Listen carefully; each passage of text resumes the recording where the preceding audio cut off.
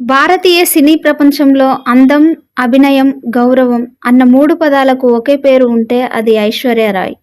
ప్రపంచ సుందరిగా కిరీటం గెలుచుకుని భారతదేశ గౌరవాన్ని ప్రపంచానికి చాటిన ఈ మహానటి తన కళ్ళతోనే కోట్లాది అభిమానులను మంత్రముగ్ధులను చేసింది. బాలీవుడ్ నుంచి హాలీవుడ్ వరకు తన ప్రతిభను నిరూపించిన ఐశ్వర్య రాయ్ ప్రయాణం నిజంగా ఒక స్ఫూర్తిదాయకం. ఐశ్వర్య రాయ్ బచ్చన్ భారతదేశానికి చెందిన ప్రముఖ నటి, మిస్ వరల్డ్ విజేత. ఆమె 1994లో మిస్ వరల్డ్ కిరీటాన్ని గెలుచుకుని ప్రపంచవ్యాప్తంగా గుర్తింపు పొందింది.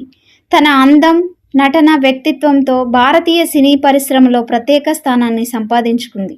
ఆమె హిందీ, తమిళ, బెంగాలీ వంటి భాషల్లో అనేక విజయవంతమైన చిత్రాల్లో నటించింది.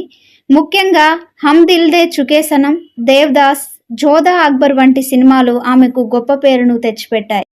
అలాగే ఆమె ప్రపంచవ్యాప్తంగా భారతీయ సినీ రంగానికి ప్రాతినిధ్యం వహిస్తూ కేన్స్ ఫిల్మ్ ఫెస్టివల్లో తరచుగా పాల్గొంటుంది.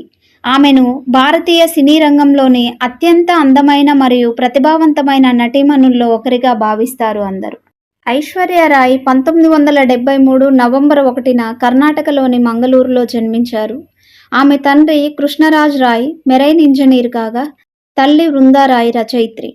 చిన్నప్పటి నుంచి ఐశ్వర్యకు చదువులోనూ కళల్లోనూ ఆసక్తి ఎక్కువ ఉండేది. ఐశ్వర్య రాయ్ కాలేజీలో చదువుకునేటప్పటి నుంచే మోడలింగ్పై ఆసక్తి ఉండేది. కొన్ని టీవీ ప్రకటనల్లోనూ నటించిన ఆమె మిస్ ఇండియా పోటీలో 2వ స్థానాన్ని సంపాదించుకున్నారు. 1994లో మిస్ వరల్డ్ పోటీల్లో విజేత అయ్యి విశ్వసుందరిగా నిలవడం జరిగింది. ఆ తరువాత ఆమె సినిమాల్లో నటించడం మొదలుపెట్టారు.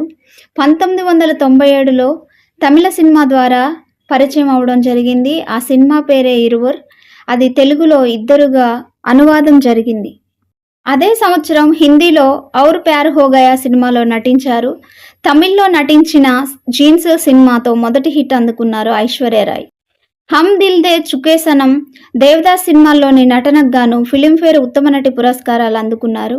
ఆమె నటించిన బెంగాలీ సినిమా చోకేర్ బలి, రెయిన్ కోట్, బ్రిటిష్ చిత్రం ప్రోవోక్డ్ సినిమాలోని నటనకు విమర్శకుల నుంచి ప్రశంసలు అందుకున్నారు. మొహబ్బతే, ధూమ్ 2, జోధా అక్బర్, ఎంతిరన్ సినిమాలు ఆమె కెరీర్లోనే అతిపెద్ద హిట్లుగా నిలిచాయి. గుజారీస్ సినిమాలో నటనకు కూడా మంచి ప్రశంసలు లభించాయి.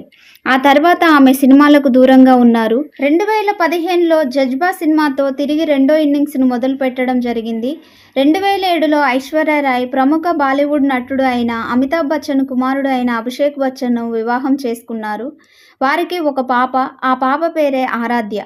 ఆమె ఎన్నో స్వచ్ఛంద సంస్థలకు ప్రచారం చేస్తారు. ఎయిడ్స్ గురించి ప్రచారం చేసే జాయింట్ యునైటెడ్ నేషన్స్ ప్రోగ్రాంకు ఆమె ప్రచారకర్తగా వ్యవహరిస్తున్నారు. ఎయిడ్స్ గురించి ప్రచారం చేసే జాయింట్ యునైటెడ్ నేషన్స్ ప్రోగ్రాంకు ఆమె ప్రచారకర్తగా వ్యవహరిస్తున్నారు. కేన్స్ ఫిల్మ్ ఫెస్టివల్కు జ్యూరీ మెంబర్గా వ్యవహరించిన మొట్టమొదటి భారతీయ నటి ఐశ్వర్య రాయ్.